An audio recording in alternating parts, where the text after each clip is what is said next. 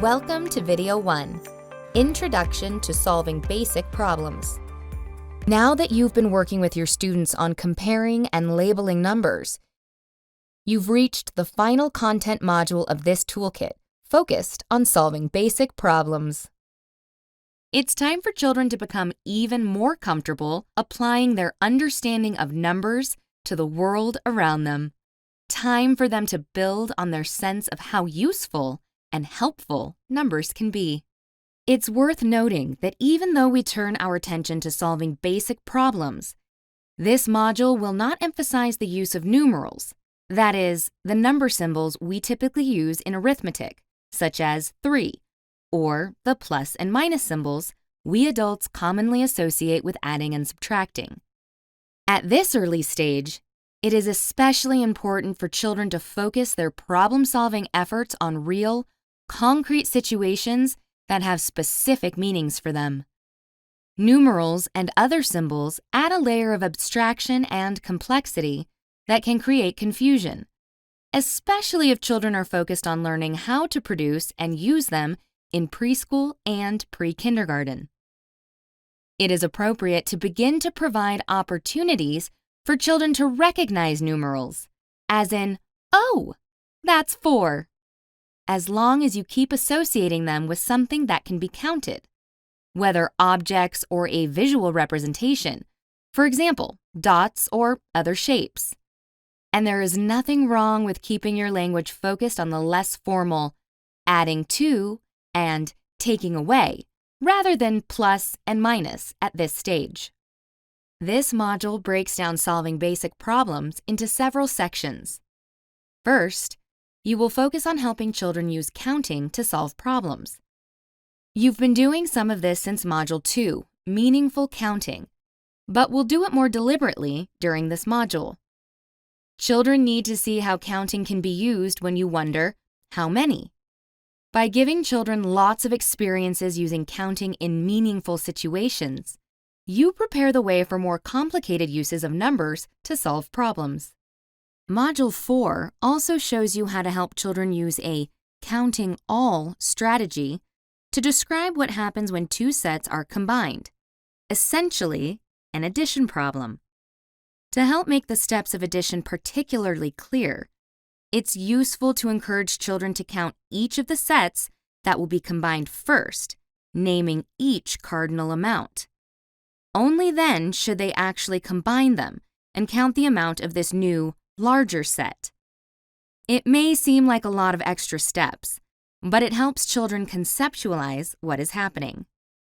Then you will move on to using different tools to help children represent the things they want to count. Through the activities and practices you will study, children will become more comfortable drawing a picture or using a cardinality chart to keep track of how a set size is changing.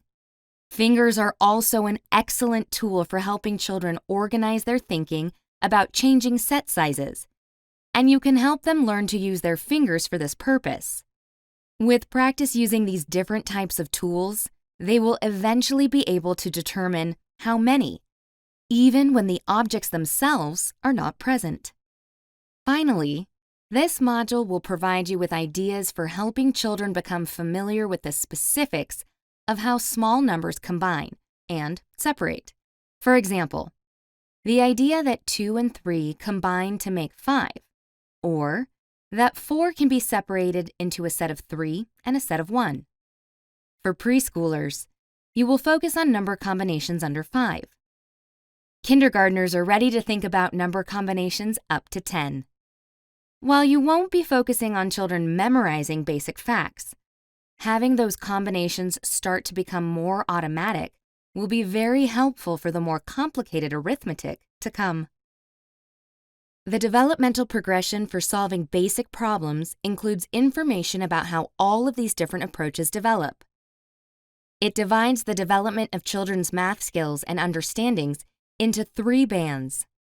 The first band, nonverbal addition and subtraction, illustrates when you are likely to see children use their intuitive knowledge of small, easily subitizable quantities to add and subtract very small sets without the help of physical objects. The second band, counting-based problem solving, depicts the development of children's ability to use counting all and counting on strategies to solve basic problems. The third band, basic addition and subtraction fact recall, details when we expect basic number combinations to become automatic for young children. As in other modules, you can use this progression to help you analyze children's problem-solving skills and think about how to tailor instruction to meet each child's needs. Throughout this module, we will emphasize a set of 5 key instructional practices you'll be using to help children learn to solve basic problems. Use counting to solve classroom-based problems and create opportunities for children to do so. Prompt children to notice and discuss how the quantity of a set changes as objects are added and taken away. Use a variety of tools including objects, fingers, drawing, and 5 and 10 frames to solve problems. Provide opportunities to solve problems with hidden results. Provide opportunities for children to see the different ways a single quantity can be broken into smaller quantities.